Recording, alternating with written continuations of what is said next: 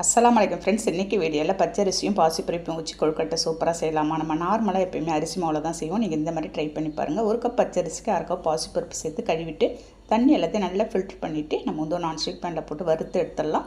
பாருங்கள், கொஞ்சம் கூட உங்களுக்கு வந்து தண்ணி இருக்கக்கூடாது. ஒரு பிளேட்டில் கொட்டி நல்லா ஆறுனதும் நம்ம வந்து ஒரு மிக்ஸி ஜாரில் சேர்த்து ஒரு 2 ஏலக்காய் ஃப்ளேவருக்கோசரம் போட்டு நல்ல ஒரு நைஸ் பவுடராக நான் வந்து அரைச்சி எடுத்துகிட்டு வந்துடுறேன். பாருங்கள், இந்த மாதிரி தான் இருக்கணும்.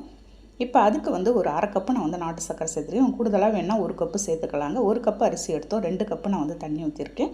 ஒரு அரை கப்பு துருவிய தேங்காவும் நல்லா கொதி வந்ததும் நம்ம அரைச்சி வச்சுருந்த மாவு கொஞ்சம் கொஞ்சமாக சேர்த்து கெட்டிகள் எதுவுமே பட்டுறது மிக்ஸ் பண்ணி விட்டுருங்க.